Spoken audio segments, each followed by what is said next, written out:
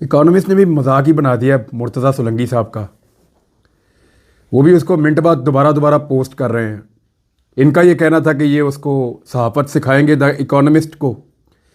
कई दफ़ा सरकारी ओहदे लेने वाला सहाफ़ी इकोनॉमिस्ट को बताएगा जाके कि सहाफ़त कैसे करनी है, तो फिर तो मेरे ख्याल में पूरी दुनिया में सहाफ़त की सबसे बड़ी यूनिवर्सिटी जो है वो पाकिस्तान में खोल के मुर्तज़ा सोलंकी को उसका वीसी बना देना चाहिए। इसके अलावा तो और कोई हल नहीं है।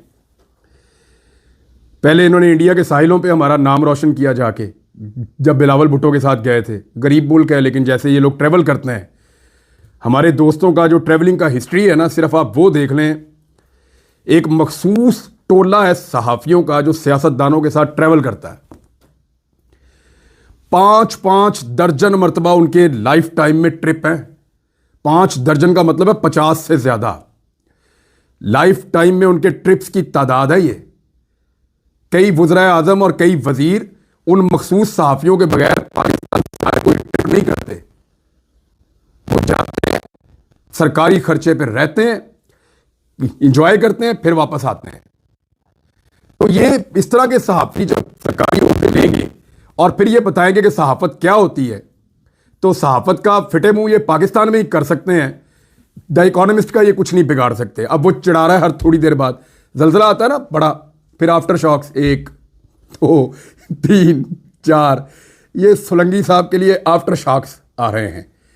और जब तक इनको चाहिए माफ़ी मांग लें इकोनॉमिस्ट से और उनको ये कहें कि मैं गलती से अपने आप को सहाफ़ी समझ बैठा था, मैं माफ़ी चाहता हूँ, आप ठीक कर रहे हैं। शायद इनको माफ़ी मिल जाए, वरना वो छेड़ेंगे, अब इनको चिढ़ाएंगे। एक तो ये, दूसरा देखें 2021 की गालिबन बात है, मुझे एक कॉल आई ईवान सदर से।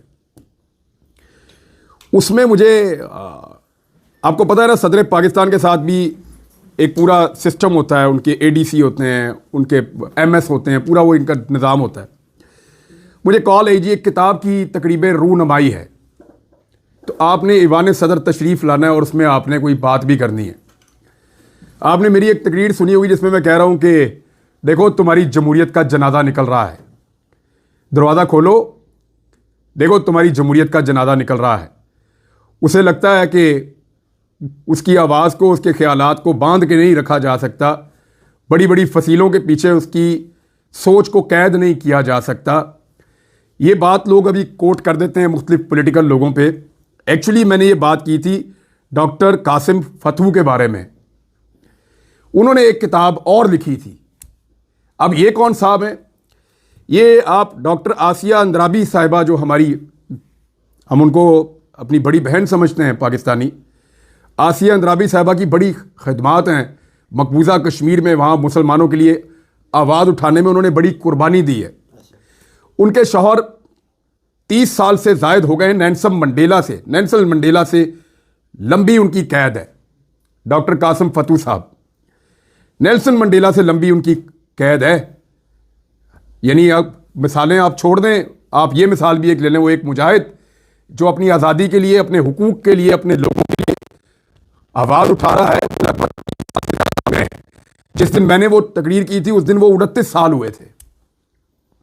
आज 29 नहीं है, आज 2 साल उसको भी गुजर गए हैं तकरीर को, 2-2.5 साल।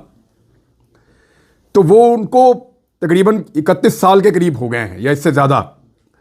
उनकी एक और किताब, एक और मैं कह रहा हूं तो उससे पहले भी उनकी किताबें थीं, भारत से ज़्यादा कोई जुल्म कर रहा है पाकिस्तानियों के मुताबिक। जो पाकिस्तानी है, हमारा ये मानना है कि अगर इस ज़मीन पे कहीं पे जुल्म हो रहा है किसी कौम के ऊपर, तो वो भारत कर रहा है कश्मीरियों पे, या इजराइल कर रहा है हमारे फ़लस्तीनी भाइयों पे। ये 2 ही मिसालें हम देते हैं ना दुनिया में। तो भारत की कैद में एक आदमी किताबों पे किताबें लिख रहा है और वो छप रही हैं, और हम अपने ऐवान सदर के अंदर बुला के उसको रिस्पेक्ट भी दे रहे हैं। कोई नहीं बोला। और भाई दुनिया लिखती है किताबें। एहसानुल्लाह एहसान का इंटरव्यू नहीं आप लोगों ने देखा? कौन था वो? उसका जुर्म क्या था? भाई हमने देखा इंटरव्यू, उसको राइट मिला कि वो आके अपनी बात करे। टीवी के ऊपर उसने अपनी बात की। कई बातें उसने ऐसी भी की जिससे मैं इख्तलाफ करता हूं, कई बातें उसकी अच्छी भी लग रही होंगी लोगों को, सुनने वालों को। तो वो भी तो छप गया, तब तो कोई नहीं बोला।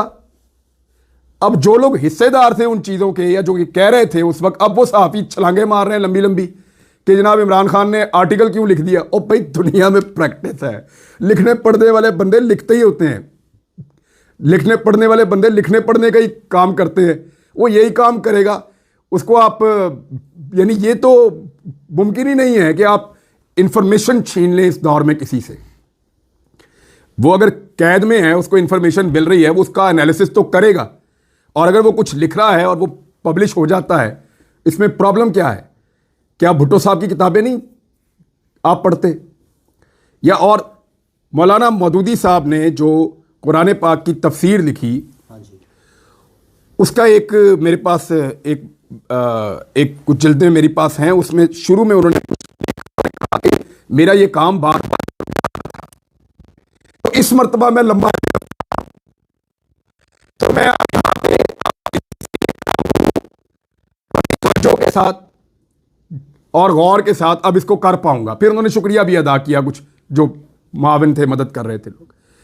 मैंने वो तहरीर कहीं पढ़ी तफसीर पढ़ने से पहले, इतना नेक काम उन्होंने किया, क्या उनको कोई इजाज़त चाहिए थी इस काम को करने के लिए? आप सबके अपने अपने अफकार होते हैं। नवाज शरीफ, प्रॉब्लम क्या है देखें, वर्ल्ड रिकॉर्ड मुलाकातों का नवाज शरीफ के पास है, Guinness book of world record में आप देंगे, मैं आपको यकीन दिलाता हूं कि रिकॉर्ड लग जाएगा। मुलाकातों का Guinness book of world record में नवाज शरीफ के पास रिकॉर्ड है।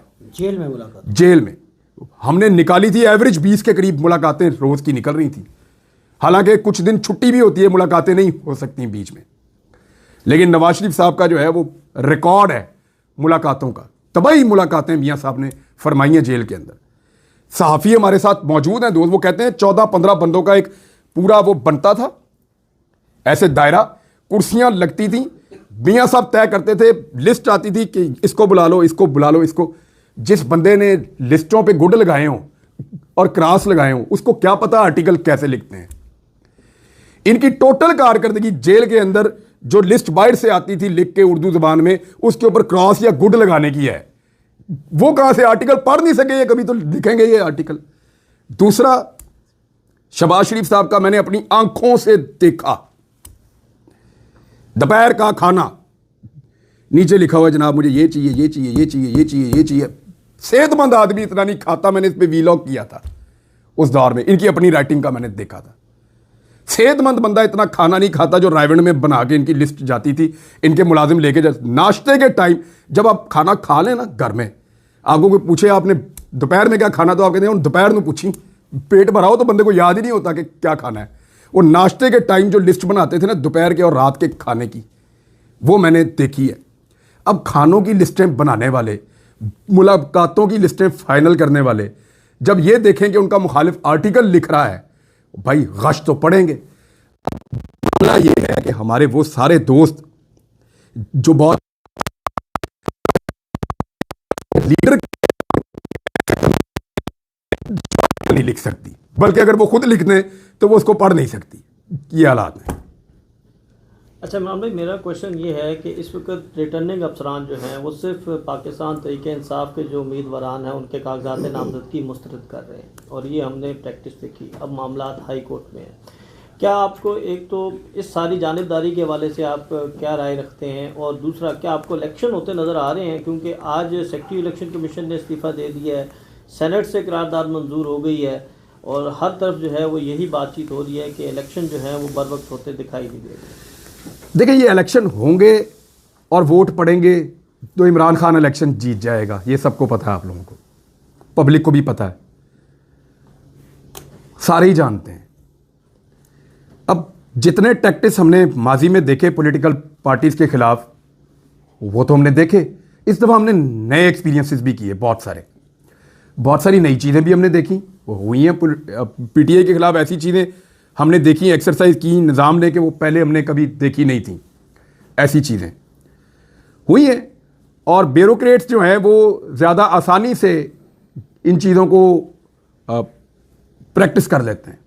तो उन्होंने किया, हमने इतने बड़े पैमाने पर ऐसे ही कागजात रिजेक्ट होने को कभी नहीं देखा। लेकिन देखिए, आपके साथ कुछ भी हो, आपकी जो आखिरी होप होती है वो अदालत, आखिरी उम्मीद देखो, उम्मीद तो सिर्फ अल्लाह ताला से होती है। जो हकीकी उम्मीद है वो तो सिर्फ अल्लाह रब्बुल इज़्ज़त से होती है। रब ही है इंसाफ करने वाला और रब ही है हर कमज़ोर की मदद करने वाला। लेकिन रब ने एक निज़ाम भी बनाया हुआ है ना, उसी निज़ाम के थ्रू अल्लाह ताला आपको रास्ता दिखाता है। तो होता क्या है कि अदलिया ही आपकी लास्ट होप होती है। अब आप लोग रिपोर्ट कर रहे हैं, मैं आप लोगों की खबरें पढ़ रहा हूँ। पहले तो मैं खबरें ही नहीं देख रहा था, क्योंकि मुझे तो मना कर दिया गया था कि खबरें देखो ही ना। जब मैं वापस आया हूँ, मैंने 1-2 दफ़ा कोशिश की तो मुझे मना किया था, इवन डॉक्टर्स ने भी, कि आप दूर ही रहें खबरों से फ़िलहाल। तो अब मैं थोड़ा बहुत अपने कुछ मैंने सोर्सेज भी रिवाइव किए हैं वापस पिछले 1-1.5 हफ्ते में। खबरें भी बड़ी मज़ेदार मिली हैं, कुछ मेरे बारे में भी हैं। एक खबर मैं इस्लामाबाद में दे के भी आया हूँ कि मियाँ साहब के लिए कोई अच्छी खबर नहीं है। लेकिन आपके सवाल पे मैं आता हूँ वापस। अदलिया से आप लोग जो रिपोर्ट कर रहे हैं उसके मुताबिक तो मुझे ये समझ आई है कि जो ज्यादती हो रही है काफ़ी हद तक उसका मुदावा हो रहा है। यही होप है। अगर तो इलेक्शन हो जाते हैं तो नताइज हम सब जानते हैं। अब बिल्ली अगर कबूतर को देख के आंखें बंद कर ले, कबूतर अगर बिल्ली को देख के सारी आंखें बंद कर ले तो वो एक अलग बात है। मेरे कुछ ऐसे दोस्त हैं जिन्होंने 17 जुलाई 2022 के इलेक्शन से पहले 20 हलकों में इलेक्शन था, उन्होंने लिख लिख के दिया कि 1 सीट बमुश्किल पीटीआई, 2 सीटें बमुश्किल पीटीआई। मैंने अर्ज किया था इलेक्शन अगर हो गया ना तो धांधली के बावजूद 15+ ये जीत जाएंगे पीटीआई। उन्होंने माफी तक नहीं मांगी अभी तक, और अब फिर कह रहे हैं कि पता नहीं कौन कौन सी पार्टियां जीत जाएंगी।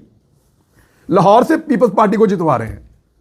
हद हो गई यार, ये तो अजीब ही बात है। आप ये कहें कि असर के वक्त आप कहें जी आधी रात हो गई है, तो ये तो नहीं हो सकता। लाहौर से पीपल्स पार्टी कैसे जीत जाएगी भाई? ये तो कुछ समझ में आने वाली बात ही नहीं है। जब से जरदारी साहब की शक्ल में पीपल्स पार्टी को एक सपोर्ट मिली है, पीपल्स पार्टी अब लाहौर से जीतना तो भूल ही जाए। मामला यह है कि अदालत के ऊपर ही ये मुनहसर है, जजेस के ऊपर ही उम्मीद हो सकती है सबको कि लोगों को इलेक्शन मिल जाए, फ्री एंड फेयर मिल जाए, जो मुश्किल है। लेकिन मेरे ख्याल में ये जो कुछ हमने पिछले चंद हफ्तों में देखा है, उससे एक बात तो मुझे समझ आई है। वो मुझे ये समझ आई है कि इलेक्शन वाले दिन अगर बहुत बड़ी धांधली भी हो सकती है ना, वो भी किसी काम की नहीं है, वरना ये सारा कुछ ना करना पड़ता। सनम जवेद के कागजात जो हैं वो अदालत से भी मुस्तरद। टेक्निकल ग्राउंड के ऊपर कोई मसला उसका बना है। नून लीग के बुकरा वहाँ मौजूद थे, वो फ़ोन करके मुबारकबादें दे रहे थे। मैंने आपसे कहा था कि अगर इसका मरियम नवाज से मैच पड़ेगा तो ये उसका इलेक्शन वार देगी, और वो ठीक थी बात, वो बिल्कुल सही थी बात। ये बहुत बड़ी चिपक है, इसने मरियम नवाज को चिपक जाना था। बहुत से नए लोगों को पीटीआई का टिकट मिला, तो आपने कोशिश नहीं की? उन्होंने काफी कोशिश की। सर, करोड़ों रुपया लगा के जो है वो आरओज़ को लगाया गया था, और उन्होंने जो है वो हलाल भी किया कि कागजात मुस्तरद किए, लेकिन अदालत ने काफ़ी लोगों के बहाल कर दिए।